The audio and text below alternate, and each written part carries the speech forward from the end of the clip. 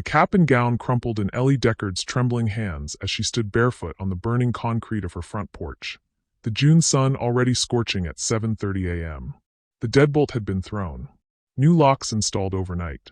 Through the frosted glass, her stepmother's silhouette lingered, a dark smirk visible even through the distortion. "You wanted independence so badly?" Diane's voice carried through the door. "Congratulations. You've got it." Ellie's phone was inside. Her shoes. Her speech, valedictorian speech, sitting printed on her desk. For years of perfect grades. Countless sleepless nights. All for this moment that was now dissolving like sugar in rain. "Please," Ellie whispered, her voice catching. "It's graduation. Mom would've." "Your mother isn't here," Diane snapped, her voice closer to the door now. "And neither are you. The neighbors are watching, Ellie. The entire street. What will they think of Little Miss Perfect now?" Ellie's eyes burned as she scanned the row of pristine suburban homes. Curtains twitched. A neighbor watered plants with deliberate slowness, stealing glances. Her humiliation was becoming a spectacle exactly as Diane had planned. Then she heard it, a distant wail of sirens echoing down Maple Street. Ellie clutched her gown tighter, wondering if someone had called the police. The sirens grew louder, multiplying. Not just police, something bigger. The ground seemed to vibrate beneath her bare feet. Around the corner appeared black SUVs with tinted windows, police escorts, and impossibly a news van. The motorcade slowed, then stopped directly in front of her house. A woman in a crisp suit emerged from the lead vehicle, flanked by 2 security officers and someone holding a government seal. The neighbor dropped his garden hose. Down the street, people stepped onto their lawns. "Ellie Deckard?" the woman called out, striding purposefully toward her. Behind Ellie, the door cracked open. Diane appeared, her practiced smile faltering at the edges. "Yes," Ellie managed, suddenly aware of her tear-streaked face, her rumpled clothes. The woman extended her hand. "I'm Director Allison Harris from the National Science Foundation. There's someone you need to see." A man stepped forward holding a tablet. On the screen was a face Ellie had only seen in photographs and dreams for the past 3 years. Her mother. "Hello, my brave girl," said the recording. "If you're watching this, it means they found you. It means you've won." Behind her, Ellie heard Diane's sharp intake of breath, the sound of a carefully constructed reality beginning to fracture. What had her mother done? And what exactly had Ellie won? Hey there. Thanks for tuning in to my channel today. Where are you watching from? Drop it in the comments below. I hope you're having an amazing day. If you're new here and haven't subscribed yet, what are you waiting for? This story is just getting started, and trust me, you won't want to miss what happens next. 3 years earlier, Catherine Deckard had filled the house with laughter despite the ravages of late-stage cancer. Ellie remembered her mother's research lab, where she'd spent countless afternoons after school, watching Catherine manipulate molecular models with the same delicate precision she used to braid Ellie's hair. "Science isn't just about discovery," her mother would say, blue eyes intense despite the pallor of her skin. "It's about healing, finding what's broken and making it whole again." They'd developed a shared language of hypotheses and experiments, turning even Catherine's illness into a series of problems to be solved. When the treatments failed, they'd adapted their methodology. When hope dimmed, they'd adjusted their expectations but never their determination. "Promise me you'll keep going," Catherine had whispered during those final days, clutching Ellie's hand with surprising strength. "Your mind is extraordinary. Don't let anyone convince you otherwise." 2 months after the funeral, Diane Callahan moved in. Ellie's father, James, had met her at a grief support group. By Christmas, they were married. "Your father needs happiness," Ellie's best friend Zoe Parker had reasoned, helping Ellie prepare for the small ceremony. "Maybe she'll be good for him." Zoe, with her practical wisdom and unfailing loyalty, had been Ellie's anchor since kindergarten. While Ellie gravitated toward science and solitude, Zoe thrived on human connection, decoding social cues that often mystified Ellie. "Just give her a chance," Zoe urged. Ellie tried. For weeks, she attempted to engage with Diane about her research, a breakthrough approach to using bioengineered algae to detect and neutralize water pollutants. The project had been inspired by her mother's work, refined through 2 years of after-school experiments in the high school lab. "That's nice, dear," Diane would say, her attention never leaving her phone. "But shouldn't you be focusing on normal teenage things? Boys, dances." The dismissals evolved into restrictions. Lab hours cut. Equipment mysteriously damaged. Research journals accidentally discarded. Your father and I are concerned about your obsession, Diane explained when Ellie confronted her. It's not healthy to live in your mother's shadow. James Deckard, once Ellie's greatest champion, had become increasingly distant, working longer hours, finding excuses to avoid family dinners. When home, he deferred to Diane on all matters regarding Ellie. Your stepmother knows what's best, he'd say, avoiding Ellie's eyes. She has experience with troubled teens from her counseling work. Only Dr. Helena Chun, Ellie's AP chemistry teacher, recognized what was happening. She provided Ellie sanctuary in her classroom during lunch and after school, securing grants for equipment that Diane couldn't touch. What you're doing isn't just science, Dr. Chun told her after reviewing Ellie's latest results. It's innovation that could change how we approach environmental remediation. Don't let anyone dim your light. That light had nearly gone out last month when Ellie discovered her college acceptance letters hidden in Diane's desk drawer. All opened, all containing scholarship offers, all kept secret until the deadlines had passed. An oversight, Diane had claimed when James confronted her. I was waiting for the right time to celebrate. James had accepted the explanation with visible relief. Ellie had not. She's systematically isolating me, Ellie told Zoe as they sat on the school bleachers.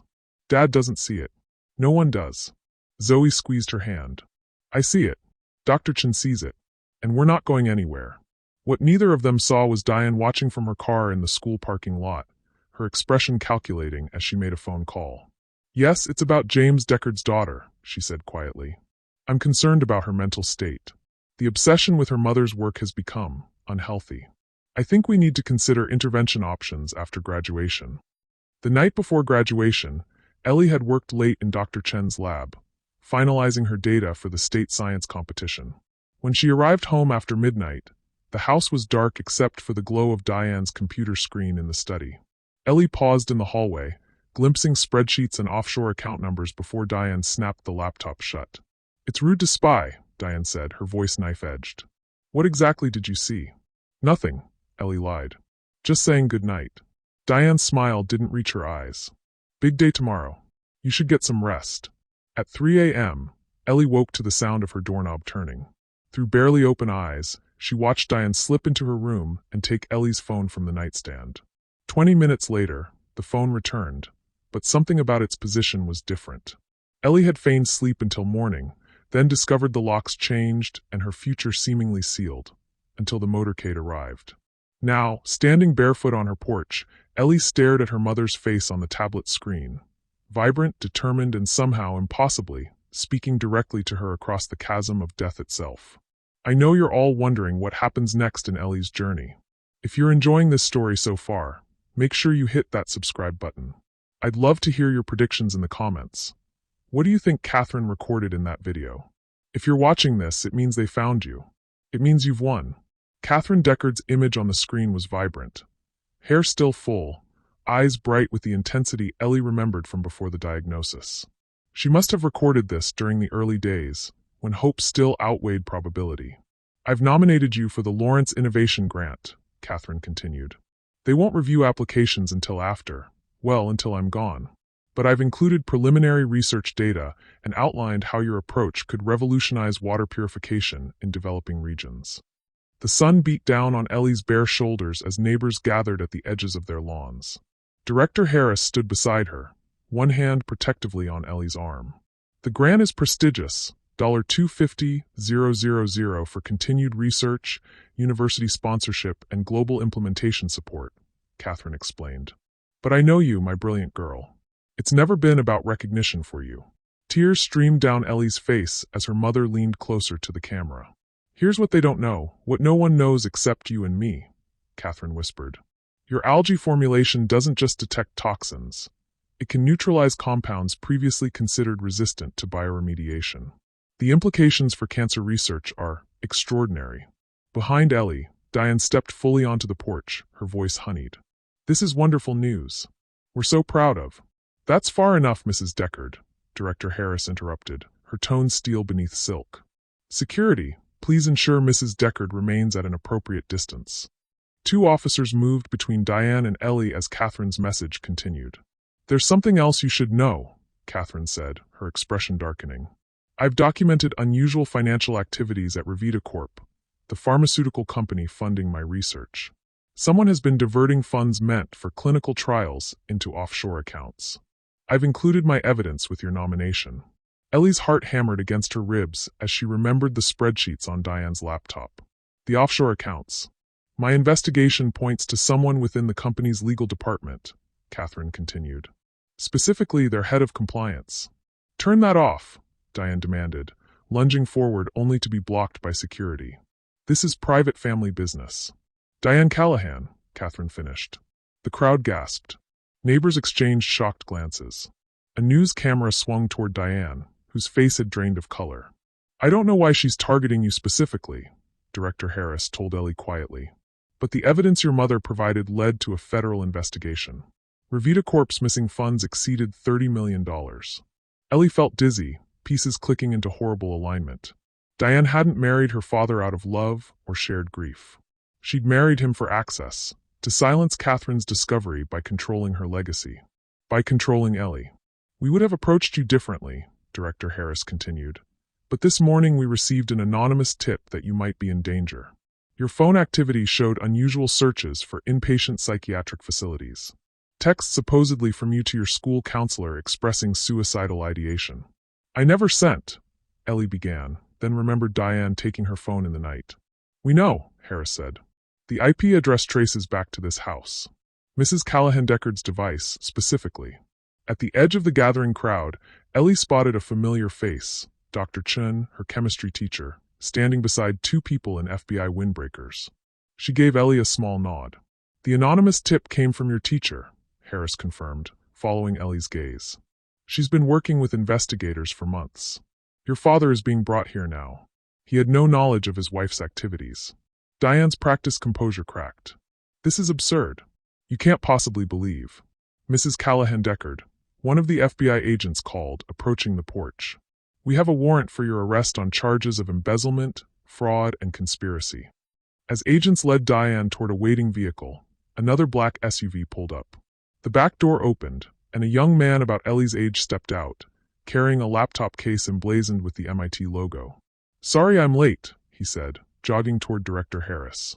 Traffic was. He stopped abruptly when he saw Ellie, his confident stride faltering. Ellie Deckard, meet Noah Bennett, Director Harris said. He's a second-year biochemistry student at MIT and part of the grant committee's student advisory board. He'll be your liaison throughout the program. Noah stood frozen, staring at Ellie with an intensity that made her suddenly aware of her tear-streaked face and rumpled pajamas. He was tall and lanky, with dark curly hair and glasses that couldn't hide remarkably green eyes. You're the algae girl, he said finally, then winced. I mean, your research is revolutionary. I've read your mother's submission a dozen times. The application of recombinant DNA techniques to enhance bioremediation capabilities it's elegant. Brilliant. Despite everything, Ellie felt a flush creep up her neck. No one except her mother had ever described her work as elegant before. Noah will help you prepare for the award ceremony next week, Director Harris explained. The foundation is also providing legal support regarding your current living situation.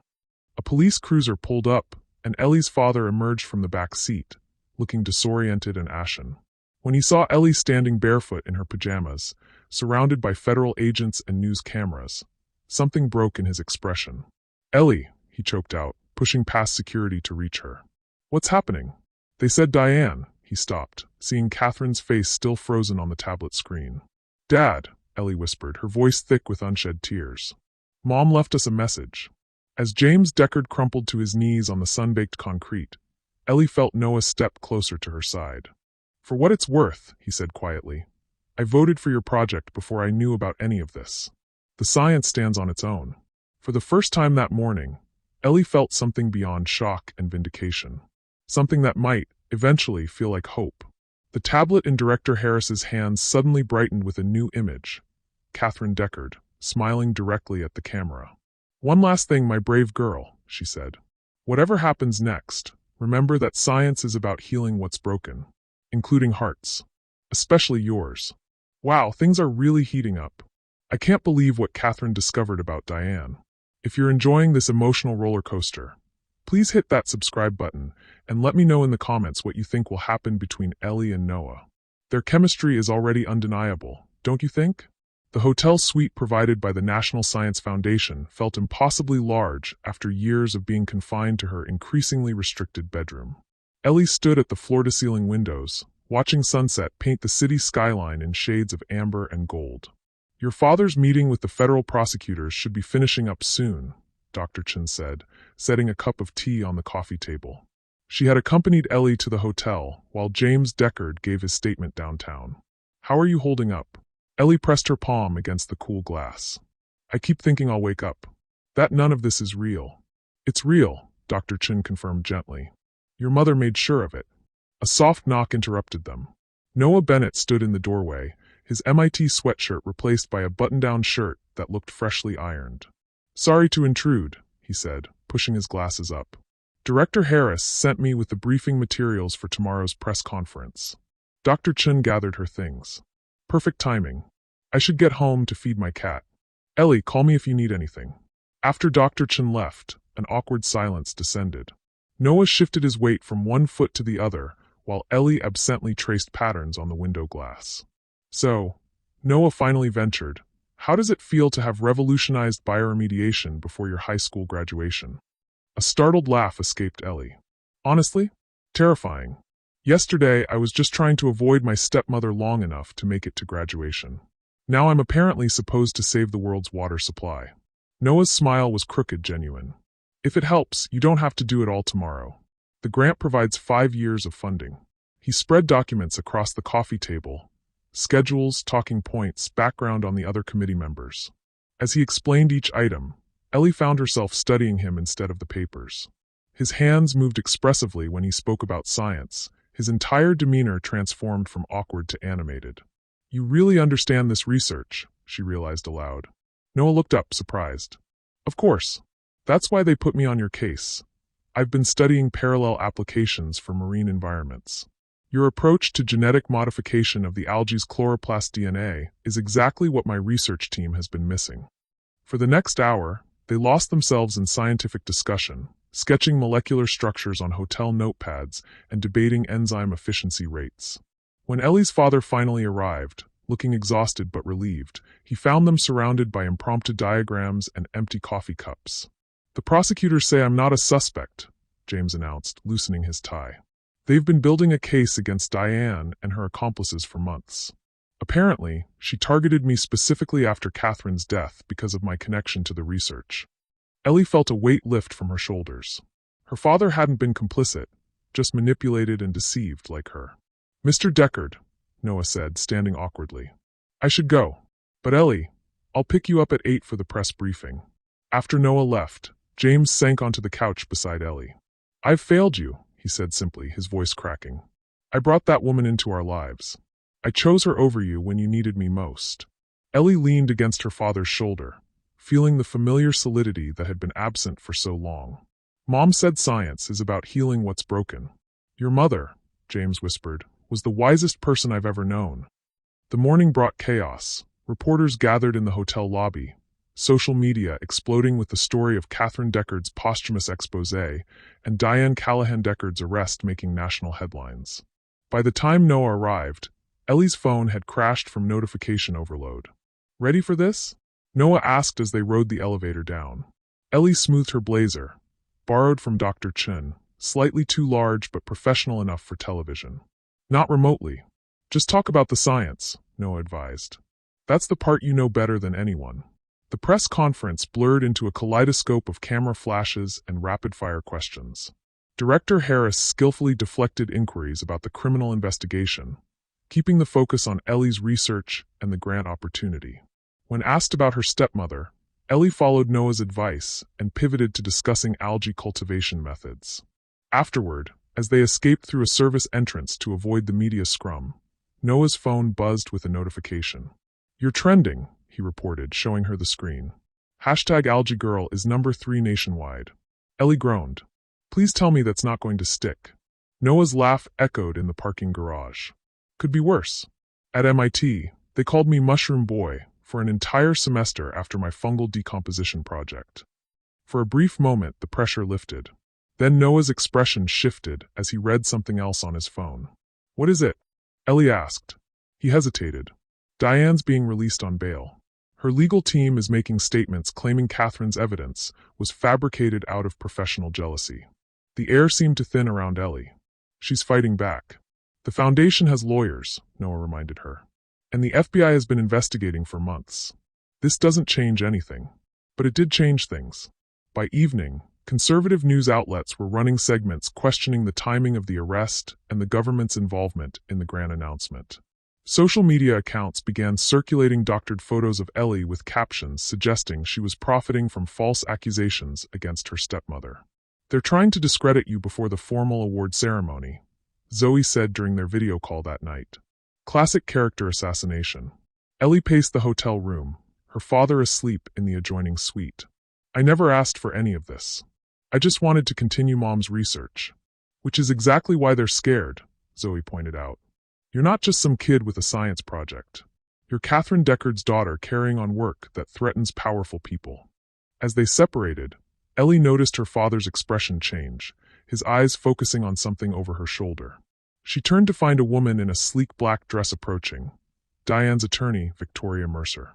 "Mr. Deckard," Mercer greeted coolly. "Ms. Deckard, I was hoping we might have a word before the ceremony." Noah stepped forward protectively. "Any communication should go through the Foundation's legal team." "This is a private family matter," Mercer countered smoothly. "One that Ms. Deckard might prefer to discuss away from the spotlight." "Anything you have to say to me can be said in front of Noah," Ellie stated firmly.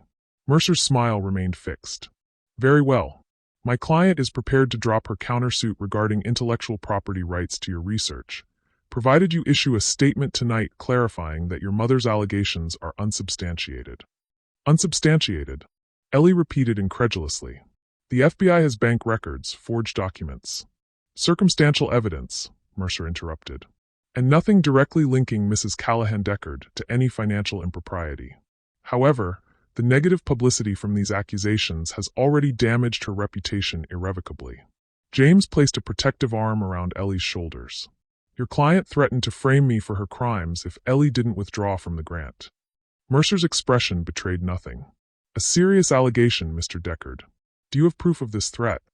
Before either Deckard could respond, Director Harris approached their group, her expression pleasant but her eyes sharp. "Ms. Mercer," she greeted. "I wasn't aware Revita Corp had received an invitation tonight." "I'm here representing Mrs. Callahan Deckard's personal interests," Mercer clarified. "I see," Harris said.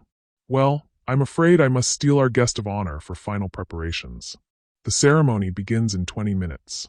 As Harris guided Ellie away, Noah and James followed, creating a protective barrier between her and Mercer. "She's here to rattle you," Harris murmured. "Stay focused on what matters." In the preparation room behind the stage, Ellie reviewed her notes one last time while technicians attached her microphone. Through the monitor, she could see the ballroom filling with guests, camera crews positioning for the live broadcast. 5 minutes, Ms. Deckard," a stage manager announced. Noah slipped into the room, his expression grave. "She's here." "Diane." Ellie's heart raced. He nodded. Security tried to stop her, but she had documentation from her attorney claiming attendance was part of her bail agreement, to prevent evidence tampering or something. "Where is she sitting?" "Third row, right side. Right in your line of sight." Ellie closed her eyes briefly, centering herself. "Perfect." Noah studied her with concern. "Are you sure you want to go through with this? We could delay, have security remove her." "No," Ellie said firmly. "I want her to hear everything I have to say." The stage manager returned. "They're ready for you, Ms. Deckard." As Ellie moved toward the stage, Noah caught her hand. "Whatever happens out there, remember, you're not alone anymore." The ballroom fell silent as Ellie took her place at the podium. Camera lights blazed, momentarily blinding her.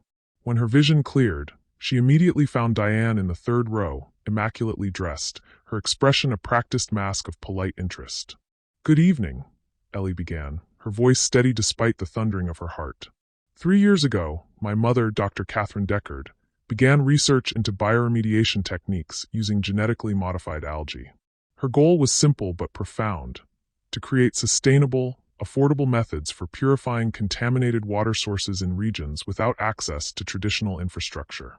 As she spoke, slides appeared on the screens behind her, diagrams of the algae structures, microscope images of the modified chloroplasts, data charts showing efficacy rates. When cancer took my mother from us, I continued her research in my high school laboratory, refining her techniques and expanding their applications. Ellie paused, looking directly at Diane. What I didn't know was that my mother had documented something beyond her scientific discoveries. Something she believed threatened both her research and potentially her life. A murmur rippled through the audience. Diane's smile remained fixed, but her knuckles whitened around her clutch purse. Before continuing with the scientific presentation, I'd like to share something my mother left for me, Ellie said. A video message recorded shortly before her death. The screens behind her shifted to Catherine Deckard's face. Not the clip from the tablet on Ellie's porch, but something new. Something no one, not even the Foundation, had seen yet. If you're watching this, Ellie, Catherine began, her face gaunt but her eyes fierce, it means you've continued our work despite the obstacles. I always knew you would. Catherine shifted in her hospital bed, adjusting the camera angle. What follows is time-stamped and verified by 2 colleagues who have secured copies in the event of my death. 3 weeks ago, I discovered financial discrepancies in Revita Corp's research funding allocations, specifically in projects under Diane Callahan's compliance oversight. The ballroom was utterly silent now, hundreds of eyes fixed on the screens where Catherine methodically detailed what she had found. Offshore transfers, manipulated research data, clinical trials that existed only on paper. The money was being diverted from cancer research, Catherine explained, her voice breaking. Research that might not save me, but could save countless others. When I confronted Ms. Callahan with my findings, she threatened not only my career but my family. The camera zoomed out slightly, revealing that Catherine wasn't alone in the hospital room. A familiar face appeared at the edge of the frame. Dr. Chun, 3 years younger but unmistakable. Dr. Helena Chun is witnessing this statement, Catherine continued, along with Agent Robert Lawson of the FBI Financial Crimes Division. A second figure stepped into view, a man in a dark suit who held up his credentials for the camera. I've provided Agent Lawson with complete documentation of my findings, Catherine said. But I'm recording this message for you, Ellie, because I fear what might happen after I'm gone. Diane Callahan has already taken steps to insert herself into your father's life through the grief support group he's attending, a group funded by a Revita Corp Foundation, which I believe is no coincidence. Gasps echoed through the ballroom. On the screen, Catherine's expression softened. My brave, brilliant girl. If you're seeing this, it means you've already overcome so much. The research we started together matters, not just for science, but for millions of people without clean water. Don't let anyone steal that from you. And don't let them use your father to control you. The video ended, leaving the ballroom in stunned silence. Ellie looked directly at Diane, whose composed facade had completely crumbled, her face pale with shock. My mother's message was kept secure by the FBI until evidence could be gathered, Ellie explained to the audience. What she couldn't have known was how far Diane Callahan would go to suppress her findings, including marrying my father, destroying my college acceptance letters, and ultimately, attempting to have me institutionalized to prevent me from receiving this grant. Murmurs of outrage rippled through the crowd. In the third row, Diane stood abruptly, but security personnel materialized beside her, blocking her exit. As for the scientific portion of tonight's presentation, Ellie continued, her voice growing stronger, my research has expanded on my mother's foundation in ways even she couldn't have anticipated. The screens shifted to show new data, molecular structures and test results that hadn't been included in the grant application. The modified algae doesn't just remove common industrial pollutants, Ellie explained. When further engineered using the techniques I've developed, it can identify and neutralize specific pharmaceutical compounds, including experimental cancer drugs that failed in Revita Corp's supposedly conducted clinical trials. Noah stepped onto the stage with a small container of glowing green liquid, placing it on a display table beside the podium. This sample contains water contaminated with Revita Corp's failed compound RC-117, Ellie explained. Watch what happens when the modified algae is introduced. Noah carefully added drops from a second container. The audience collectively leaned forward as the green liquid gradually cleared, becoming transparent. The algae doesn't just remove the compound, Ellie continued. It breaks it down into components that can be repurposed for effective treatments. Treatments Revita Corp abandoned in favor of more profitable, but less effective alternatives. She turned to face the cameras directly.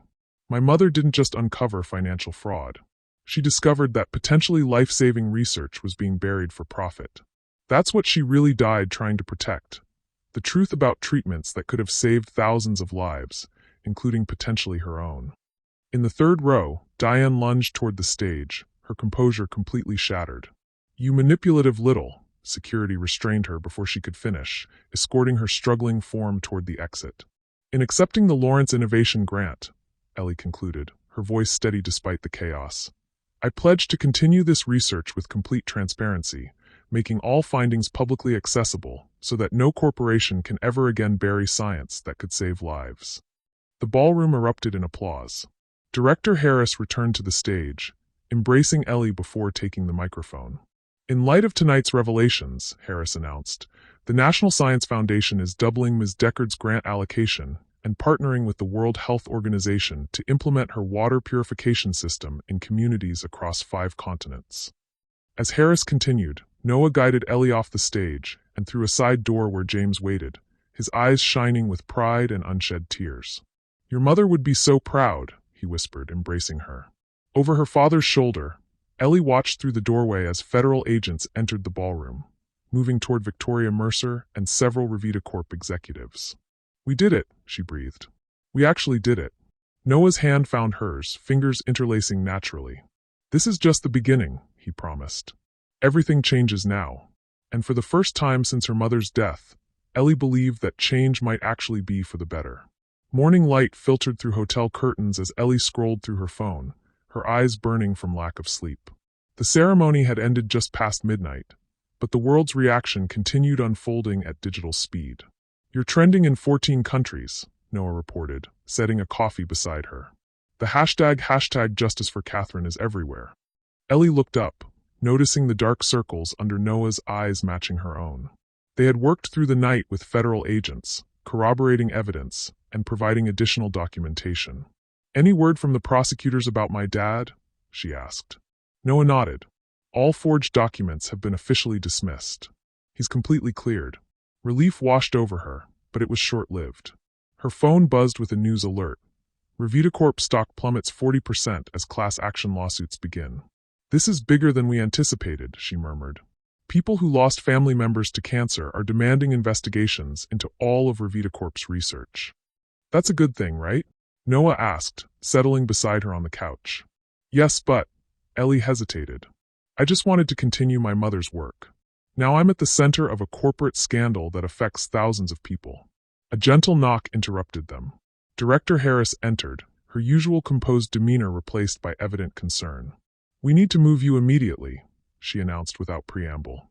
"Revita Corp's board has called an emergency meeting, and there are rumors of document shredding at their headquarters." More concerning, Diane made bail again this morning. Ellie's blood ran cold. "How?" "After what happened at the ceremony." "Powerful connections," Harris said grimly. "And a judge who mysteriously received a substantial donation to his re-election campaign last night. We're appealing, but until then, she's under house arrest with an ankle monitor." "The house arrest is at my house, isn't it?" Ellie realized. "She still has legal rights to live there as my father's wife." Harris nodded. "That's why we're moving you to a secure location. Both you and your father." As they packed hurriedly, James Deckard arrived with news of his own. "Revita Corp's legal team is filing an emergency injunction claiming your research was developed using company resources. They're demanding immediate cessation of all work related to the algae formulation." "But that's absurd," Noah protested. "Catherine's research was separate from her Revita Corp projects." "They're claiming cross-contamination," James explained. "And they've frozen all of Catherine's old research accounts pending investigation." Ellie sank onto the edge of the bed. "They can't take the grant money, can they?" "No," Harris confirmed. "But they can tie up your ability to implement the research. It's a delay tactic designed to drain resources while they regroup." The secure location turned out to be a university guest house on the outskirts of the city. As federal agents established a perimeter, Ellie watched news helicopters circling in the distance, tracking the convoy that had delivered them. "You've become quite the celebrity," Dr. Chen observed, joining Ellie on the porch with 2 mugs of tea. She had arrived separately with a box of Ellie's personal research journals, the only copies not potentially subject to the injunction. "I never wanted this," Ellie said quietly. Any of it. Dr. Chin studied her former student. What did you want, Ellie? Beyond continuing your mother's work. The question caught her off guard. For 3 years, survival and preservation had been her only goals. Protecting her mother's legacy, maintaining her research, enduring Diane's systematic dismantling of her life. I don't know anymore, she admitted. Everything happened so fast. Inside, she could see Noah and her father hunched over laptops with the Foundation's legal team. Noah looked up, meeting her eyes through the window with a small, encouraging smile. Dr. Chin followed her gaze. He cares about you. Not just your research. A flush crept up Ellie's neck. We barely know each other. Sometimes the strongest connections form in crucibles, Dr. Chin observed. My husband and I met during a laboratory fire. 30 years later, he still jokes that our chemistry was combustible from the start. The momentary lightness faded as Ellie's phone rang, Zoe's ringtone. She answered to her friend's breathless voice. Ellie, you need to see this. I'm sending a link now. Seconds later, Ellie's screen filled with a news conference. Victoria Mercer stood at a podium, her expression grave as she addressed a room of reporters. My client, Diane Callahan-Deckard, has been subjected to a coordinated character assassination orchestrated by a grieving teenager and opportunistic government agencies, Mercer declared. While we sympathize with Ellie Deckard's loss, the allegations against Mrs. Callahan-Deckard are demonstrably false. Behind Mercer, a screen displayed what appeared to be Catherine Deckard's research notes, with certain sections highlighted. Dr. Deckard's own records show her increasing paranoia and declining cognitive function in her final months, Mercer continued. Her oncologists confirmed that brain metastasis affected her judgment and perception. The so-called evidence of financial impropriety was a tragic misinterpretation by a brilliant mind compromised by disease. Bile rose in Ellie's throat as the camera panned to reveal Diane seated nearby, dressed conservatively, her expression a perfect mask of somber concern. Furthermore, Mercer added, we have evidence that Ellie Deckard altered her mother's research to align with these false narratives, possibly under the influence of governmental agencies seeking to discredit Revita Corp's legitimate pharmaceutical innovations. Dr. Chin snatched the phone, ending the video. Enough. This is exactly what they want, to make you doubt yourself. But the seed was planted. Had her mother's judgment been compromised? The doctors had mentioned potential cognitive effects in the final stages, though Catherine had seemed lucid until the end. By evening, the damage was spreading. Several scientific journals published statements expressing concerns about the validity of Ellie's grant application. The university that had offered early admission suddenly needed to review their protocols. Social media was flooded with Revita Corp-sponsored content about teenage manipulation and grievance science. Noah found Ellie in the guest house's small laboratory, staring blankly at her research journals. Don't tell me you believe any of it, he said, leaning against the doorframe. What if there's a chance they're right, she whispered. What if Mom's illness affected her perception? Then the FBI's financial forensic team, the Foundation's scientific review board, and every independent analyst who's examined the evidence are all wrong, Noah countered. That's quite a conspiracy theory. Ellie shook her head. You don't understand. I've been so focused on protecting her legacy that I never considered she might have been. She couldn't finish the sentence. Noah crossed the room, gently taking the journal from her hands. Your mother documented everything meticulously. Her evidence stands on its own, regardless of her state of mind. But my research is brilliant, he interrupted firmly. I knew that before I knew anything about Revita Corp or Diane Callahan. The science is sound, Ellie. A commotion outside drew their attention. Through the window, they saw additional federal agents arriving, their expressions urgent as they conferred with the existing security team. Director Harris appeared in the doorway, her face grim. We have a problem. Judge Harmon has granted Revita Corp's injunction. All research materials related to the algae formulation are to be surrendered pending investigation into intellectual property claims. They can't take my personal journals, Ellie protested. Those are my private property. They're claiming all notes, even personal ones, are potentially derived from Catherine's work at Revita Corp, Harris explained. Agents will be here within the hour to collect everything. Noah straightened, his expression hardening. This is coordinated harassment. The Foundation's lawyers are fighting it, Harris interrupted. But the judge was very specific about immediate compliance. We can appeal, but not before they take custody of the materials. James Deckard appeared behind Harris, his face ashen. There's more. Diane has filed for emergency conservatorship over Ellie, claiming mental instability and claiming I'm an unfit parent due to enabling delusional behavior. The room tilted around Ellie. She can't do that. I'm nearly 18. You're still 17 for another month, her father reminded her gently. And Diane is legally still my wife, with certain rights as your stepmother. This is insane, Noah exclaimed. After everything that happened at the ceremony. Her lawyers are spinning that as evidence of Ellie's instability, Harris explained, claiming she manufactured conspiracy theories about her stepmother out of grief and resentment.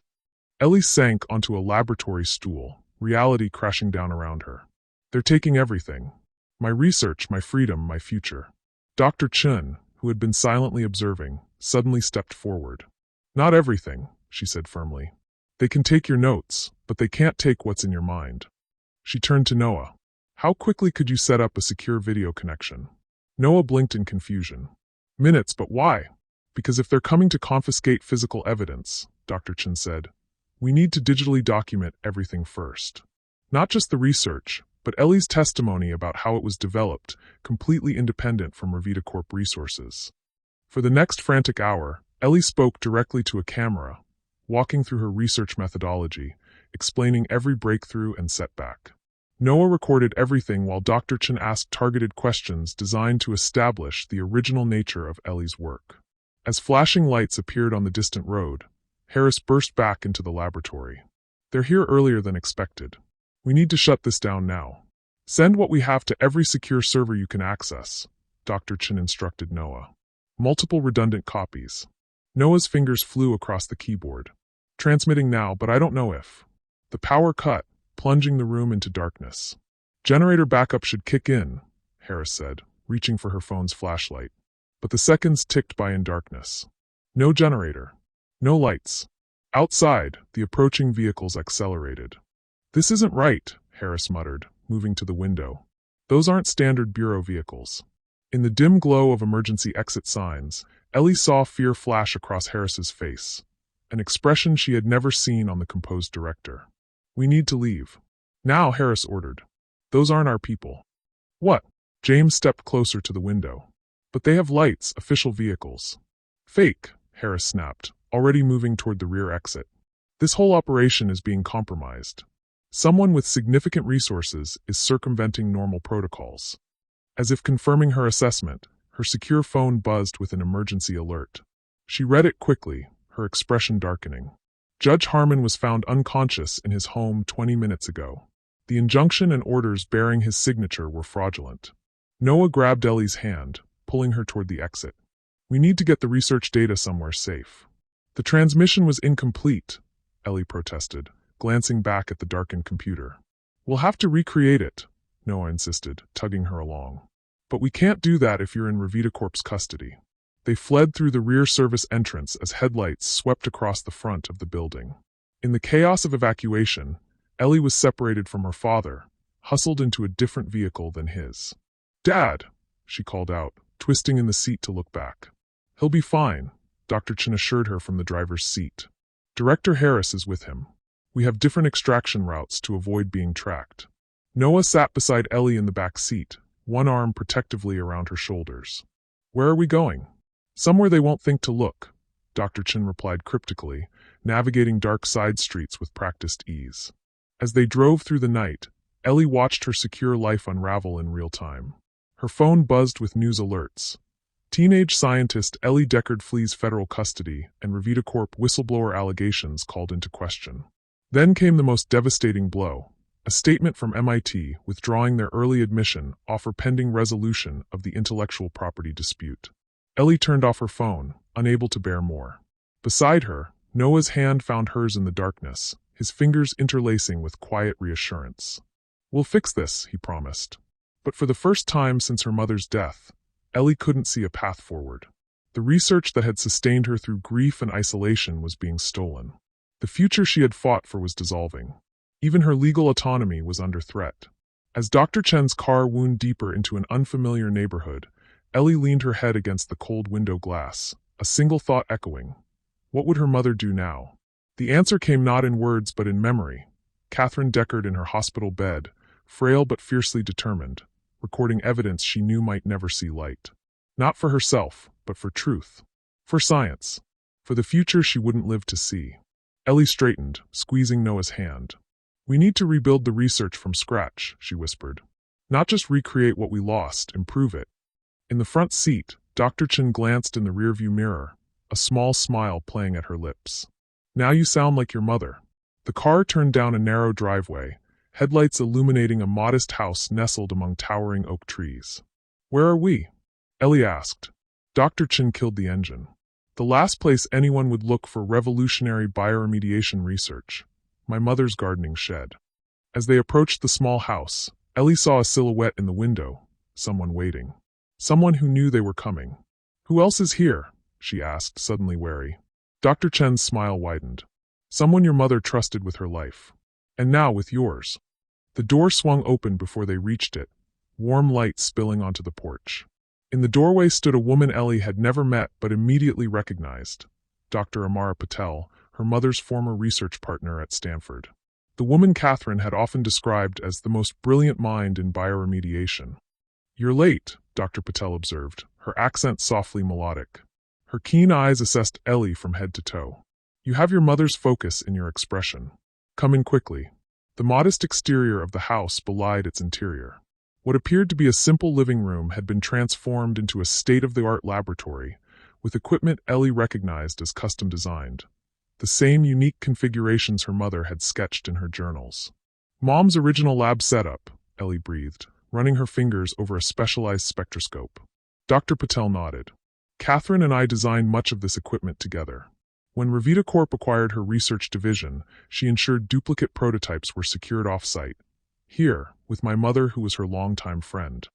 "You've been expecting this situation," Noah realized, studying the carefully arranged workspace. "For 3 years," Dr. Patel confirmed. "Your mother knew Revita Corp would attempt to claim ownership of her independent research if her suspicions about financial irregularities proved correct. She created this contingency." Dr. Chen moved to a computer terminal, entering a complex sequence of passwords. "Catherine sent me encrypted data packets periodically. I never knew what they contained. Only that I was to deliver them to Amara if certain conditions were met." "What conditions?" Ellie asked. "If you continued her research despite obstacles," Dr. Chen explained. "If Revita Corp made moves to acquire or suppress that research. And if you demonstrated the scientific aptitude to complete what she started." The computer screen illuminated with Catherine Deckard's face. Another recorded message, one Ellie had never seen. "If you're seeing this, Ellie, it means all 3 conditions have been met," Catherine began. "And it means Revita Corp is actively working against you, just as they did against me." Ellie sank into a chair, transfixed by her mother's image, recorded earlier in her illness than the previous messages, her face less gaunt, her hair still partially intact.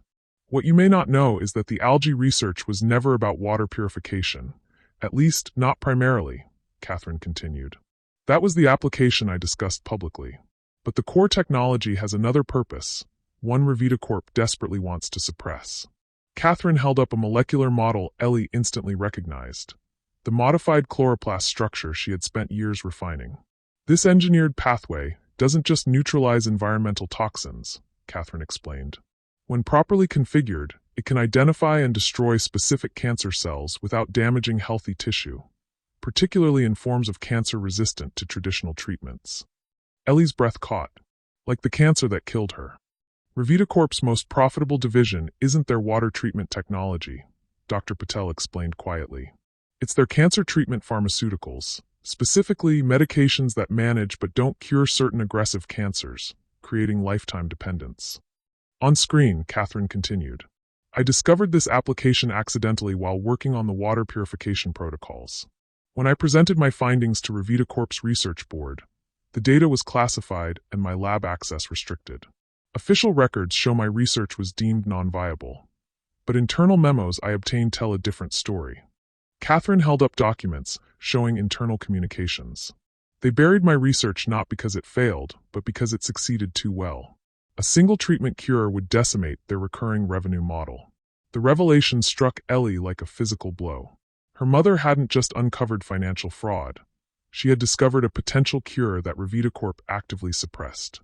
That's why Diane targeted Dad after Mom died, Ellie realized. Not just to monitor me, but to ensure I never discovered the true application of the research. Noah leaned forward, studying the molecular models displayed on screen. The water purification application was brilliant camouflage. No one would suspect a water treatment technology of having oncological applications. Precisely, Dr. Patel confirmed.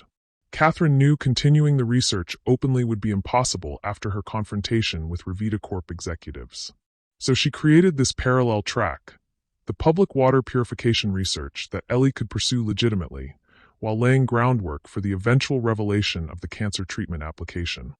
On screen, Catherine's expression softened. Ellie, I'm so sorry to place this burden on you. I had hoped to complete this work myself, to give you a normal childhood free from corporate conspiracies and hidden research. But time is not on my side. She leaned closer to the camera. What follows is comprehensive documentation of both applications, water purification and cancer treatment. Dr. Patel has the biological samples needed to verify and continue the research. With her guidance, you can complete what I started. The screen shifted to detailed molecular diagrams and research protocols. Information far more advanced than anything Ellie had seen in her mother's official journals. We need to get this to the Foundation immediately, Noah said, already reaching for his phone. Dr. Chen caught his wrist. Not yet. Revita Corp has clearly infiltrated multiple government and academic institutions. We don't know who we can trust. We need indisputable proof first, Dr. Patel agreed. Theoretical research won't be enough to overcome Revita Corp's legal machinery. We need practical demonstration of efficacy. Ellie studied the molecular diagrams, her mind racing. We'd need specialized equipment, controlled samples of both pollutants and cancer cells, testing protocols. All here, Dr. Patel said simply. Your mother was nothing if not thorough. For the first time since fleeing the guest house, hope flickered in Ellie's chest. How long would it take to run verification tests? With this equipment? Days, not weeks, Dr. Patel assessed. Especially with your familiarity with the base technology. Noah squeezed Ellie's hand. What about her father? Director Harris? They don't know where we are. They've been directed to a different safe house, Dr. Chen explained. For security, we're maintaining separation until we have actionable evidence. A notification appeared on Dr. Chen's secure tablet. A news alert showing Diane Callahan-Deckard at a press conference, tearfully pleading for Ellie to come home safely and claiming concern about her increasingly paranoid behavior. She's playing the concerned stepmother perfectly, Ellie observed, her voice steady despite the fury coursing through her. Building a public narrative about my supposed instability. Then we counter with irrefutable science, Dr. Patel said firmly. Not emotional appeals or legal maneuvering. Pure, demonstrable results that cannot be dismissed or buried. Ellie looked around at the three faces watching her expectantly. Dr. Chun, who had protected her in high school, Dr. Patel, who had safeguarded her mother's legacy, and Noah, who had stood beside her from the moment they met. For the first time in years, she wasn't facing adversity alone. Let's get to work, she decided. The next 72 hours passed in a blur of intense activity. Ellie and Noah worked in seamless tandem, their scientific rapport evolving into a rhythmic partnership that required minimal verbal communication. Dr. Patel provided crucial insights when they reached obstacles, while Dr. Chin managed communication with the outside world, feeding carefully selected information to Director Harris while maintaining their secure isolation. On the morning of the fourth day, Ellie stared at test results scrolling across the laboratory monitor, her hands trembling with exhaustion and excitement. It works, she whispered, turning to Noah, who had dozed off in a chair beside her. No, it actually works. He jolted awake, blinking rapidly. The water purification? No, well, yes, that too, but the cancer treatment application, Ellie clarified, pointing to the data. Look at the cellular response rates. 98% specificity, minimal impact on surrounding healthy tissue. It's exactly what Mom predicted. Noah moved beside her, studying the results with widening eyes. This isn't just effective, Ellie. It's revolutionary. Dr. Patel appeared in the doorway, summoned by their excited voices. She reviewed the data with practiced precision, her expression shifting from professional assessment to unconcealed amazement. Your mother would be so proud, she said finally. This is even more effective than her theoretical models suggested. Your refinements to the delivery mechanism are inspired. We need to take this public immediately, Noah urged. With results this definitive, Revita Corp can't possibly suppress the information. Not so fast, Dr. Chen cautioned, joining them with her tablet in hand. Revita Corp is escalating their offensive. They've filed criminal charges alleging Ellie stole proprietary research. There's a warrant for her arrest. Ellie's momentary elation crashed. They won't stop, will they? No matter what evidence we produce, they'll find ways to discredit or bury it. Not if we change the battlefield, Dr. Patel said thoughtfully.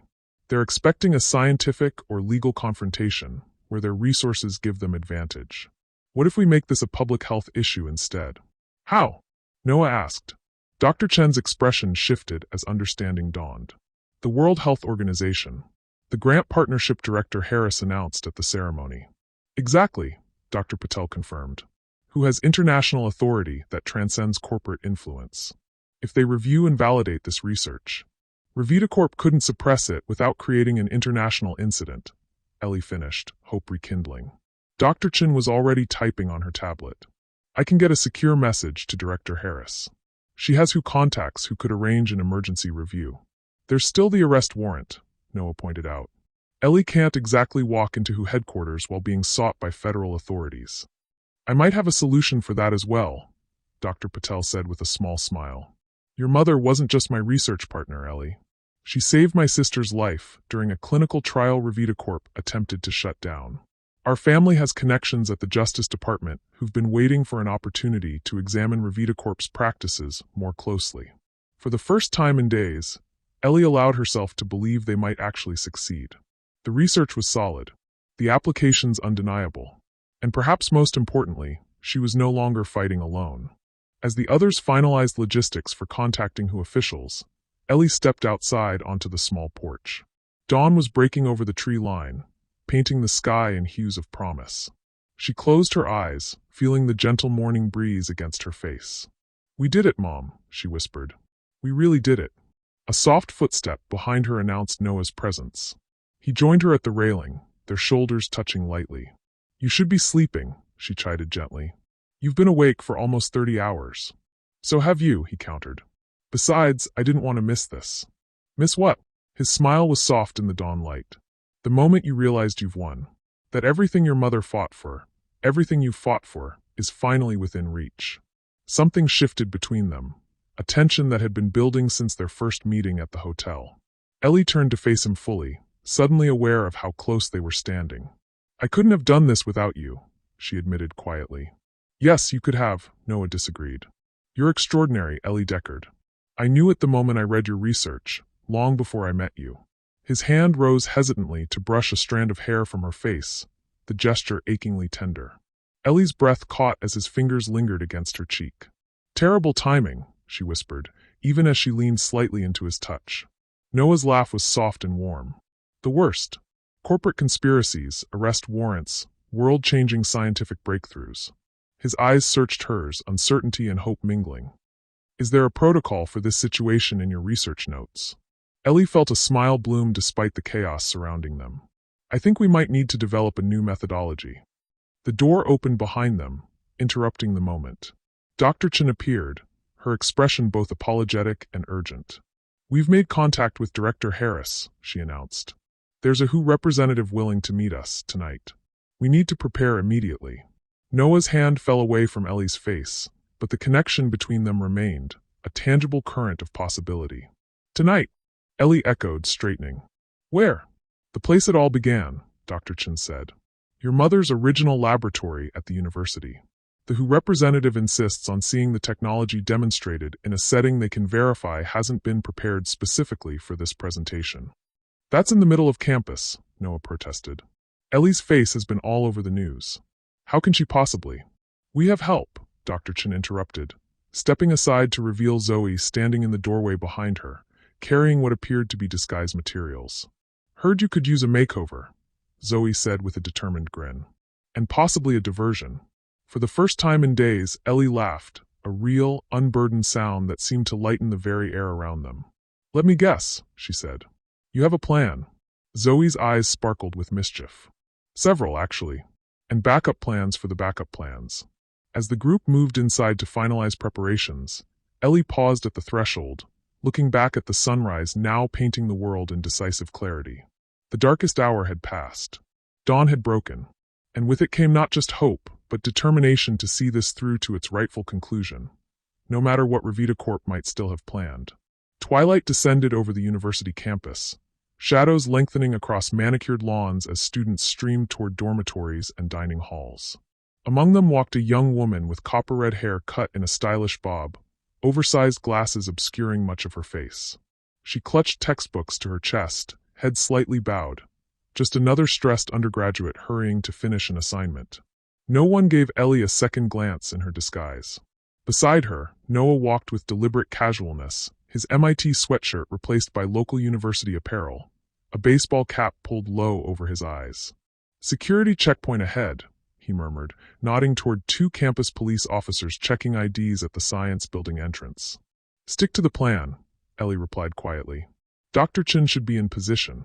They approached the checkpoint with measured steps, joining the short line of evening students.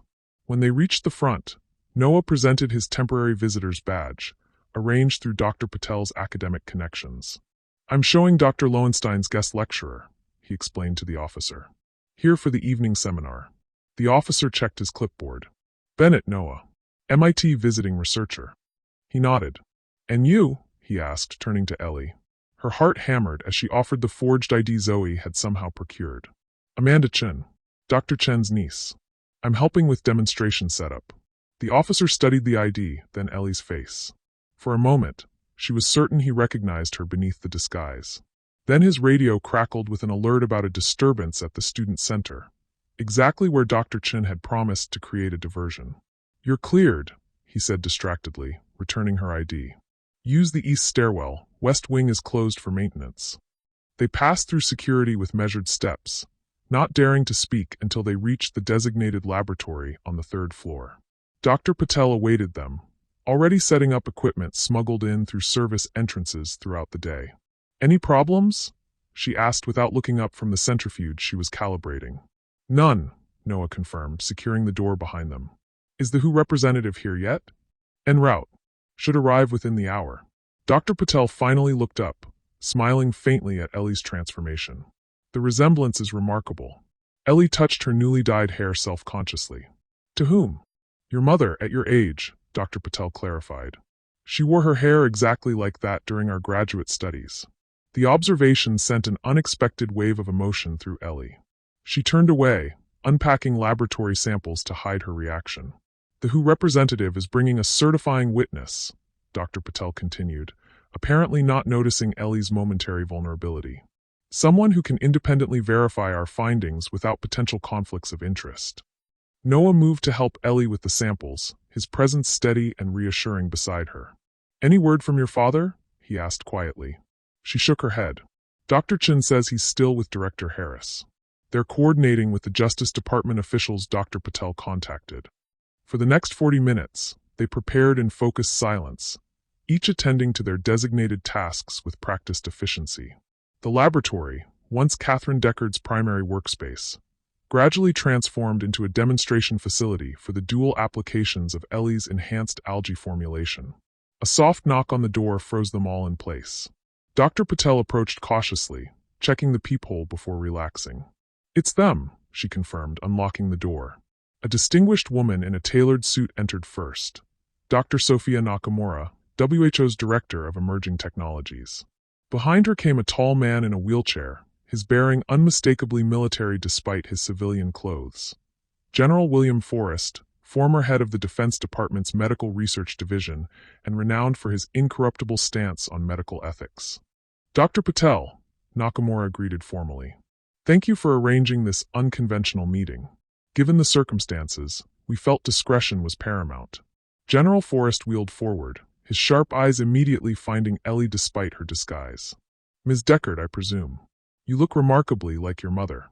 Ellie straightened, suddenly aware she was facing two of the most influential figures in global medical research. "Thank you for coming, sir." "Dr. Nakamura." "Let's dispense with pleasantries," Forrest suggested bluntly. "I understand there are federal agents searching for you and corporate lawyers attempting to claim ownership of your research."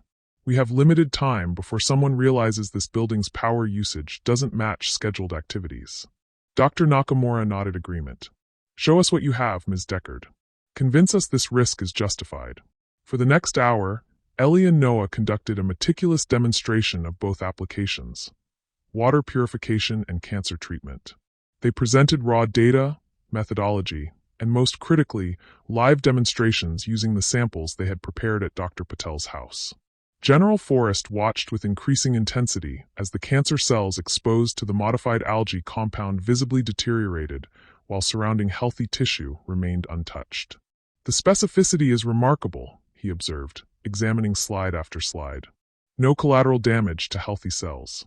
No apparent toxicity issues. The mechanism targets unique protein markers on cancer cell surfaces, Ellie explained. It's essentially a precision-guided molecular scalpel. Dr. Nakamura reviewed the data with expert scrutiny. And the water purification application functions simultaneously? The same compound serves both purposes. With minor calibration adjustments, Noah confirmed. The core technology is identical. Dr. Catherine Deckard designed it with dual functionality from inception, though Revita Corp was only informed about the environmental application. Forrest's expression hardened. Because they buried her cancer research when it threatened their pharmaceutical profits. Yes, Ellie confirmed simply. The general exchanged a meaningful look with Dr. Nakamura. I've seen enough, he declared. This technology must be protected from corporate suppression. Who needs to issue an immediate scientific preservation order? Dr. Nakamura nodded agreement. We'll need full documentation and sample preservation. Our legal team can file international patents on Ms. Deckard's behalf, establishing prior art before Revita Corp can claim ownership. Hope surged through Ellie. You believe us? The science speaks for itself, Forrest stated flatly. And I've been watching Revita Corp's practices for years. Your mother wasn't their first victim, just their most brilliant one. A sudden commotion in the hallway interrupted their discussion. Raised voices, heavy footsteps approaching rapidly. Is there another exit? Dr. Nakamura asked urgently. Noah moved to the back of the laboratory. Service elevator, but it requires key card access. Dr. Patel produced a card from her pocket. Catherine's old access. Still works for emergencies. The doorknob rattled as someone attempted entry. Then came an authoritative knock. Campus security. Open this door immediately. Ellie's heart plummeted. They were so close to securing international protection for the research, only to be discovered at the final moment. Get the samples and essential data to the service elevator, General Forrest ordered calmly. Dr. Nakamura will escort you out. I'll handle whoever's at that door. Sir, with respect, Noah objected. You don't have authority on this campus. Forrest's smile was cold. Son, I've commanded military operations in 6 countries. I think I can handle campus security. As Noah and Ellie frantically gathered crucial samples and data drives, Forrest wheeled himself to the door, composing his features into a mask of irritation. He opened the door just enough to be visible. Do you have any idea who you're interrupting? He demanded of the security officers. This is a classified demonstration for the World Health Organization. I'm General William Forrest, Defense Department Liaison. The security officers faltered, clearly unprepared for his commanding presence. We received reports of unauthorized persons. One began. Every person in this room has top-level clearance, Forrest interrupted. Your diligence is noted, but this matter is beyond your jurisdiction. I suggest you contact your supervisor for confirmation. As Forrest continued distracting the officers, Ellie, Noah, and Dr. Nakamura slipped toward the service area with their precious cargo. Dr. Patel remained behind with Forrest, adding her academic credentials to his military authority. They had almost reached the service elevator when another voice echoed down the hallway, a voice that stopped Ellie cold. The girl is a fugitive from justice. I have federal authorization to detain her. Diane Callahan Deckard had found them. Ellie peered around the corner to see her stepmother approaching the laboratory doorway, flanked by 2 men in dark suits who were definitely not campus security. She held up documents to the increasingly confused officers. This is a federal matter now, Diane declared. Step aside. General Forrest remained unmoved in the doorway. I don't recognize your authority here, ma'am. Perhaps you'd like to contact the Secretary of Defense to discuss jurisdictional concerns. While this confrontation unfolded, Dr. Nakamura urged Ellie and Noah toward the elevator. We need to secure these samples. That's the priority. But Dr. Patel and General Forrest, Ellie protested, are buying us critical time, Nakamura insisted. Once these samples reach your custody, they can't be suppressed or destroyed. The elevator arrived with a soft chime. As the doors opened, revealed two more men in suits waiting inside. Going somewhere? One asked, reaching for Ellie's arm. Noah reacted instantly, placing himself between Ellie and the men. Dr. Nakamura, get behind me. That won't be necessary, came a new voice from the stairwell beside the elevator. Director Harris emerged, flanked by legitimate federal agents with visible FBI credentials. Gentlemen, you're interfering with a federal investigation. Identification, please. The men in the elevator hesitated, clearly assessing their options. I wouldn't, Harris advised calmly. My agents have orders to consider anyone attempting to apprehend Ms. Deckard without proper authorization as potentially hostile. From the laboratory doorway, raised voices indicated the confrontation there was escalating. Ellie made a split-second decision. Dr. Nakamura, please take the samples and data with Director Harris's agents, she said, pressing the precious materials into the WHO official's hands. Noah and I need to end this standoff before someone gets hurt. Ellie, no, Noah began. But she was already moving back toward the laboratory, determination propelling her forward. This had gone on long enough. It was time to confront Diane directly. She rounded the corner to find General Forrest still blocking the doorway, Dr. Patel beside him, while Diane and her false agents argued with the increasingly suspicious campus security officers. Stop, Ellie called out, removing her disguise glasses. I'm right here, Diane. No need to threaten anyone else. All heads turned toward her. Diane's expression shifted from frustration to calculated triumph. Ellie, thank goodness, she said, instantly adopting a concerned stepmother persona. We've been so worried. Your father is beside himself. My father is with the Justice Department, Ellie countered evenly, providing evidence of your fraudulent activities at Revita Corp. Diane's mask slipped momentarily before she recovered. You're confused, sweetheart. The stress has affected your judgment, just as it did your poor mother's. That's your strategy? Ellie asked, advancing slowly down the hallway. Gaslighting a teenage girl? Claiming her brilliant mother was delusional? Did you really think that would work long-term? Behind her, Noah had arrived with Director Harris and her FBI agents, effectively surrounding Diane's group. Diane's eyes darted between them, calculating odds that were rapidly shifting against her. Whatever you think you know is speculation. Revita Corp has documentation proving your mother's research belonged to the company. Forgeries, Ellie stated flatly. Just like the court orders you manufactured. Just like the evidence you planted to frame my father. For the first time, uncertainty flickered across Diane's composed features. You can't prove any of that. Actually, she can, came yet another new voice. James Deckard emerged from the stairwell, accompanied by a woman in a Justice Department windbreaker. Hello, Diane. The color drained from Diane's face. James, what have they told you? Whatever it is. Save it, he interrupted, his voice harder than Ellie had ever heard it. I've spent the last 3 days reviewing every document you've ever had me sign, including the ones you forged after I signed blank letterhead. The Justice Department official stepped forward. Diane Callahan, you're under arrest for fraud, evidence tampering, conspiracy, and industrial espionage. One of Diane's suited companions made a sudden move toward his jacket. FBI agents reacted instantly, weapons appearing. Don't, Director Harris advised coldly. Corporate security credentials don't grant you immunity from federal firearms charges. As FBI agents took control of the situation, Diane's carefully constructed facade finally crumbled. She turned to Ellie, hatred replacing her manufactured concern. You're just like your mother. Too righteous to understand how the real world works, she spat. Do you think cancer cures are good business? Do you have any idea how much ongoing treatment protocols generate in revenue? So you admit it, Ellie said quietly. You suppressed a cure to protect profits. We optimized returns on research investment, Diane corrected, as if explaining to a child. That's business.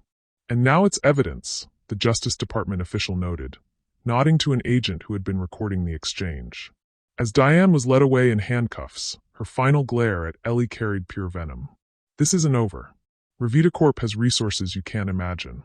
Perhaps, General Forrest interjected from his wheelchair.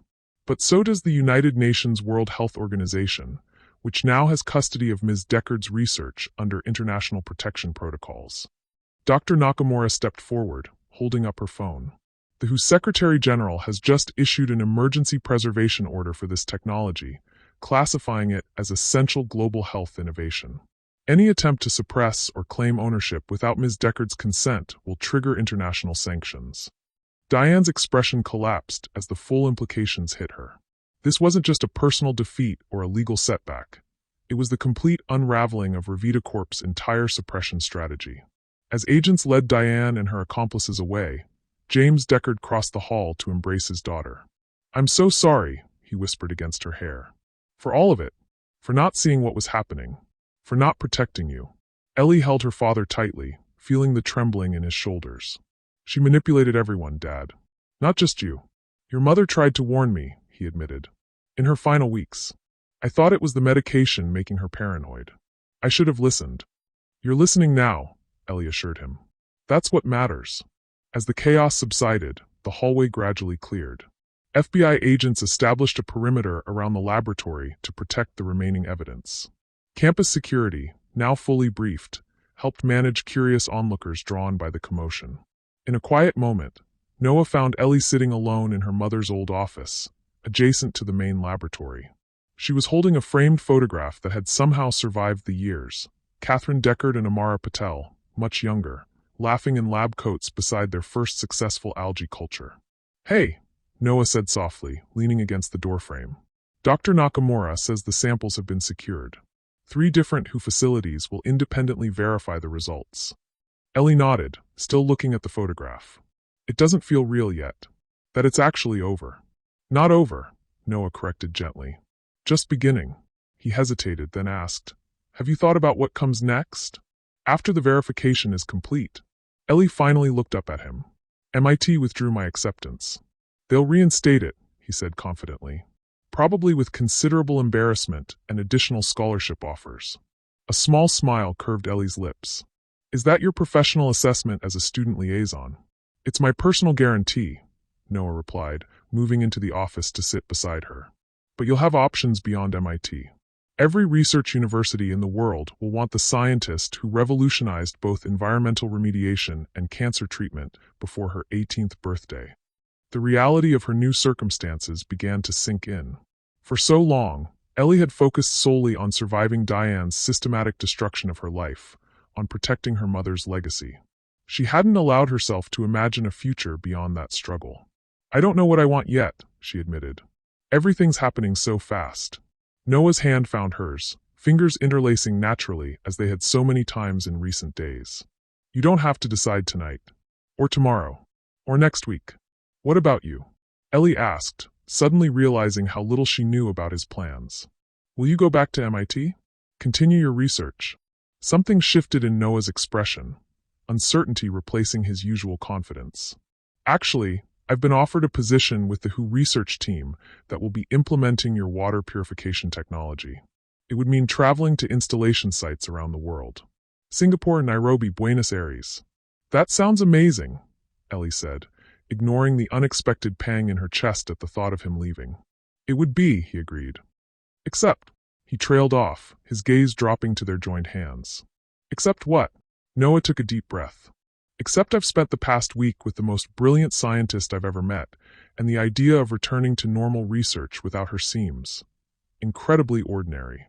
The admission hung between them, vulnerable and honest. Ellie felt heat rise to her cheeks as the implications settled in her mind. "Noah Bennett," she said slowly, "are you saying you'd miss me?" His eyes met hers, serious despite his slight smile. "I'm saying I think we make an extraordinary team, scientifically and otherwise. I'm saying maybe there's a way your next steps and mine could align, at least partially." "What did you have in mind?" Ellie asked, her heart racing with possibilities she hadn't dared consider until this moment. "The WHO position is flexible," Noah explained. "I could base my research at whichever university you choose. We could continue collaborating on applications of your mother's technology." "Partners," Ellie suggested, her voice soft. Noah's free hand rose to gently brush back a strand of her newly red hair. "To start with," he agreed, his voice equally soft, "with the potential for protocol adjustments as data warrants." Despite everything, the emotional exhaustion, the lingering tension of Diane's arrest, the uncertainty still surrounding her future, Ellie found herself laughing. Did you just propose a potential relationship using scientific methodology? Noah's expression was both embarrassed and unapologetic. It seemed appropriate, given our shared frame of reference. Before Ellie could respond, Director Harris appeared in the doorway. "Sorry to interrupt," she said, her knowing glance taking in their clasped hands. "But there's someone else who wants to see you, Ellie." She stepped aside to reveal Zoe, still in the campus bookstore uniform she'd worn for her diversionary role. "Did I miss all the excitement?" Zoe demanded, rushing forward to embrace Ellie. "1 minute I'm creating a distraction by accidentally triggering the fire alarm in the student center. The next I'm hearing rumors about FBI arrests and who officials." Ellie hugged her friend tightly. "You were perfect. Your timing gave us exactly the window we needed." Zoe pulled back, noticing Noah for the first time. Her eyes darted between them, a slow smile spreading across her face. "And apparently I missed other developments as well." Noah stood, extending his hand formally. "I don't think we've been properly introduced." "Noah Bennett." "Zoe Parker," she replied, shaking his hand while giving Ellie a not at all subtle approving look. "Best friend since kindergarten, and apparently now accomplice to international scientific revolution." Director Harris cleared her throat. "As touching as this reunion is, we need to move you all to a secure location.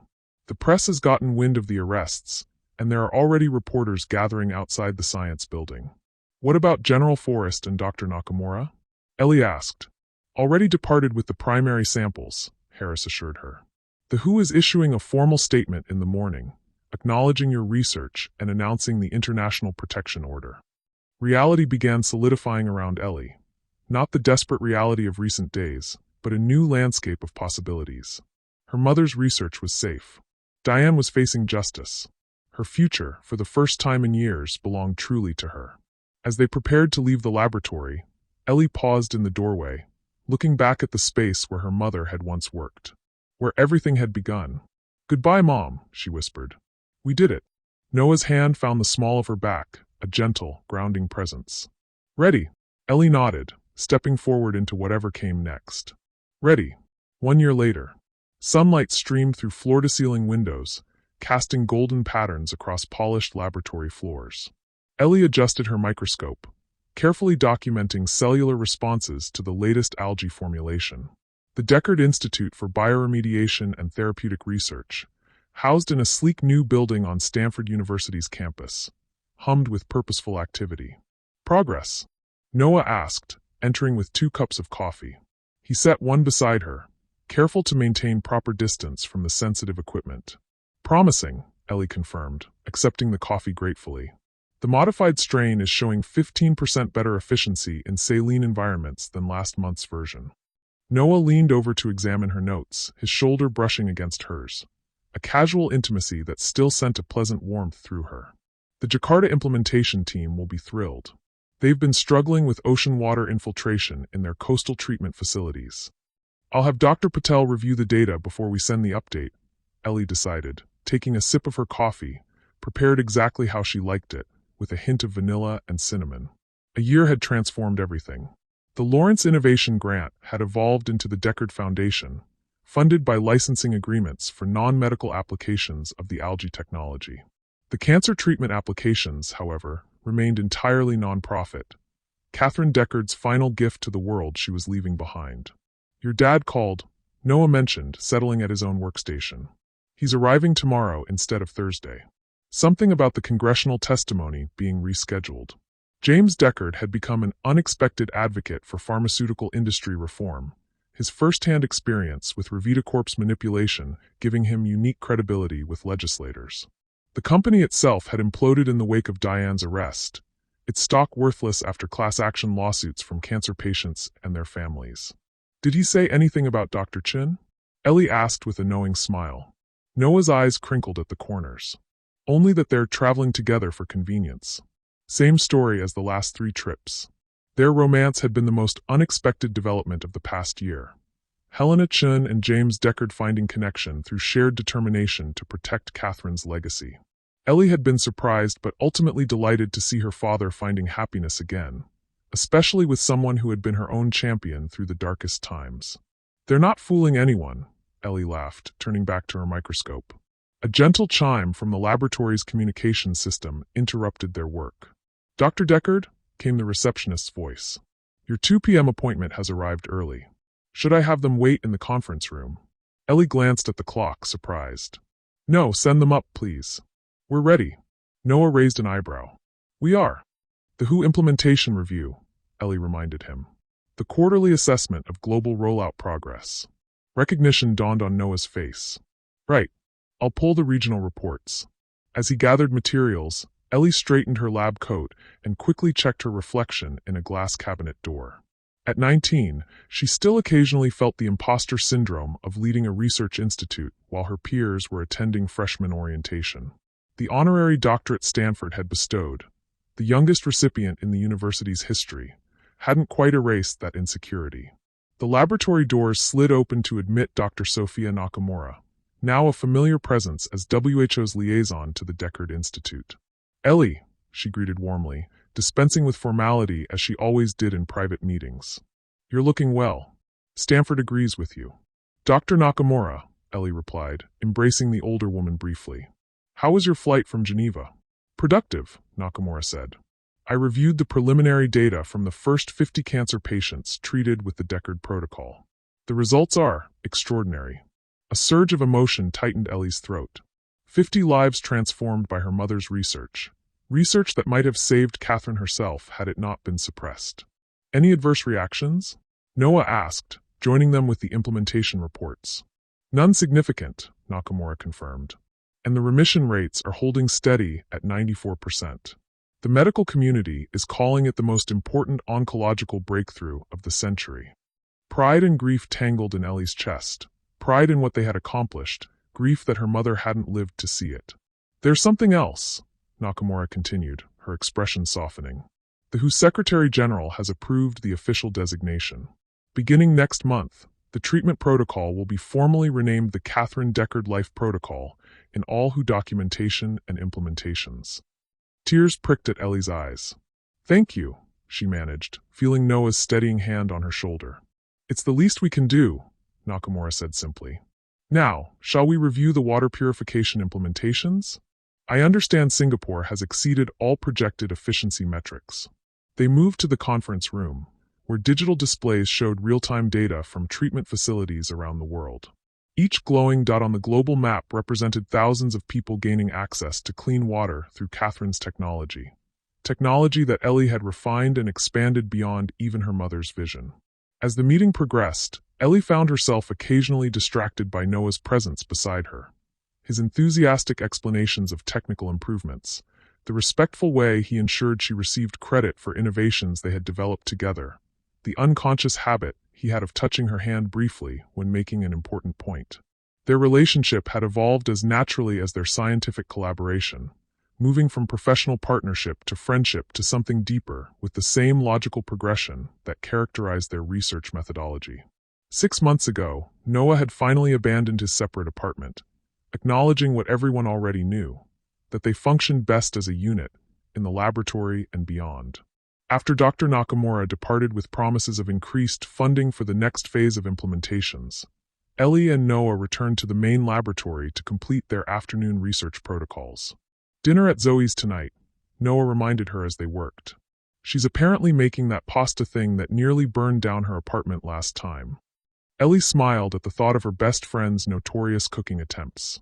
Despite being accepted to 5 Ivy League schools, Zoe had chosen Stanford specifically to remain close to Ellie, declaring that world-changing scientists need someone to remind them to eat occasionally and have actual fun. "We should pick up a fire extinguisher as a hostess gift," Ellie suggested, only half joking. Noah's laugh echoed through the laboratory, a sound that still sent pleasant ripples through her every time she heard it. "Already ordered. Being delivered this afternoon." As evening approached, they completed their work and prepared to leave. Noah disappeared briefly into his office, returning as Ellie was shutting down the main laboratory systems. "Almost ready?"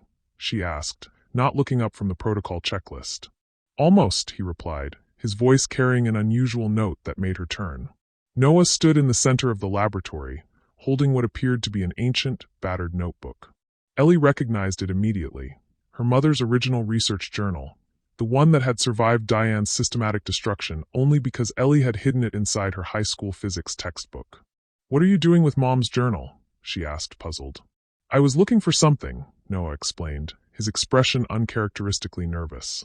"Something I remembered seeing when we first reviewed all her notes together." "And did you find it?" Noah nodded, opening the journal to a page marked with a slip of paper. "Your mother wrote something here, in the margins of her initial algae formulation. I noticed it back when we were in Dr. Patel's house, but things were so chaotic then that I never mentioned it." Curious, Ellie moved closer. In the margin of the page, beside chemical formulas and molecular diagrams, Catherine had written a personal note in her distinctive handwriting. "Science discovers truth, but love sustains us through the discovery. Remember this, Ellie, when you find someone who sees the world as you do, with wonder and possibility. Don't wait. Life is too precious for hesitation. Ellie traced her mother's handwriting with trembling fingers. "I never noticed this," she whispered. "It was tucked in the corner," Noah said softly. "Easy to miss if you were focused on the science." "Which I always was," Ellie acknowledged. "As you should have been," Noah assured her. "Your focus saved countless lives. But I've been thinking about your mother's words a lot lately." Something in his tone made Ellie look up from the journal. Noah's expression had shifted, vulnerability replacing his usual confidence. "The part about not waiting," he clarified, setting the journal carefully aside. "About life being too precious for hesitation." With a steadiness that belied the emotion in his eyes, Noah reached into his pocket and withdrew a small box. "Oh," Ellie breathed, comprehension dawning. "I had a whole speech prepared," Noah admitted with a self-deprecating smile. "Something appropriately scientific about complementary research methodologies and optimal collaborative conditions." Despite the pounding of her heart, Ellie couldn't help but laugh. "Very romantic. But then I found your mother's note," he continued, "and I realized she'd already said it perfectly. About finding someone who sees the world as you do." He opened the box, revealing a ring with a small emerald flanked by diamonds. "I see the world most clearly when I'm seeing it with you, Ellie." Tears blurred her vision as Noah dropped to one knee in the center of the laboratory. Their laboratory. "Ellie Deckard," he said simply, "will you marry me?" For a scientist who prided herself on precise language, Ellie found words suddenly inadequate. Instead, she pulled Noah to his feet and answered him with a kiss that conveyed everything words couldn't express: certainty, joy, promise. When they finally separated, Noah's smile was both dazed and delighted. "Is that a yes?" "It's a definitive, statistically significant positive response," Ellie confirmed, making him laugh as she held out her hand for the ring. As Noah slid it onto her finger, Ellie felt a sense of completion she hadn't experienced since before her mother's illness, as though scattered fragments of her life were finally aligning into a coherent whole. "It was my grandmother's," Noah explained, nodding at the ring. "But we can choose something different if you prefer." "It's perfect," Ellie interrupted, the emerald catching the laboratory's lights in flashes of green that reminded her of Noah's eyes when he was excited about a new discovery. "Absolutely perfect." Later that evening, as they walked hand in hand toward Zoe's apartment, Ellie found herself contemplating the unlikely path that had led to this moment. From the devastation of her mother's death, through Diane's systematic destruction of her life, to the dramatic events that had ultimately freed her to create something meaningful from the ashes of loss. "What are you thinking about?" Noah asked, noticing her contemplative expression. "Everything," Ellie admitted. "How close we came to never meeting. How many things had to go wrong before things could go right." Noah squeezed her hand. "Your mother would say that's how science works. Failed experiments leading to unexpected discoveries." "She would," Ellie agreed with a bittersweet smile. "She always said setbacks were just data points guiding us toward better questions." They paused at a crosswalk, the setting sun painting the city in hues of amber and gold. In the distance, Stanford's campus stretched toward the horizon, the Deckard Institute's distinctive architecture gleaming like a beacon. "Do you ever wonder what would have happened if the motorcade hadn't arrived that morning?" Noah asked. "If they had waited even one more day?" Ellie considered the question, remembering herself standing barefoot on that sun-scorched porch, graduation gown crumpled in her hands, Diane's silhouette visible through the frosted glass door. "I like to think I would have found a way forward anyway," she said finally. "That Mom's research would have survived somehow." "I have no doubt," Noah agreed. "You're the most determined person I've ever met." The crosswalk signal changed, urging them forward. As they stepped into the street, Ellie's phone chimed with a notification. Another water purification facility coming online, this one in rural Ethiopia. Another community gaining access to clean water through Catherine Deckard's legacy. It's working, Ellie said softly, showing Noah the notification. Everything she fought for. Everything we fought for. Noah wrapped his arm around her shoulders as they walked.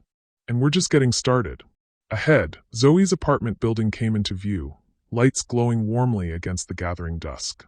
Inside waited their closest friends. Dr. Chun and James would be there, along with Dr. Patel and her family, General Forrest with his wry humor and unwavering support, even Director Harris, who had become a trusted ally and mentor. A found family forged through crisis and cemented through purpose. As Noah reached to open the building's door, Ellie caught his hand, pulling him back for one more moment alone. I love you, she said simply, the one scientific constant she had discovered amidst all the variables of the past year. Noah's smile was as bright as the day they'd met, when he'd called her research elegant and changed the trajectory of her life. I love you too, he replied, the words carrying the weight of shared discovery, mutual respect, and hard-won joy. Hypothesis confirmed through rigorous testing. Ellie laughed, the sound echoing in the evening air, free and unburdened, filled with anticipation for all the discoveries still to come. Together, they stepped forward into the warmth of what they had built. Not just a relationship or a research institute, but a future where Catherine Deckard's legacy would continue changing the world long after Diane's attempts to destroy it had been forgotten. It wasn't the life Ellie had imagined on that desperate graduation morning, locked out of her own house with her future seemingly dissolving around her. It was infinitely better. What a beautiful ending to an incredible journey. Ellie and Noah's story proves that even after our darkest moments, something extraordinary can bloom. If you enjoyed this emotional roller coaster, please hit that subscribe button. I'd love to hear in the comments which part of their journey touched your heart the most. Thank you so much for joining me for this story.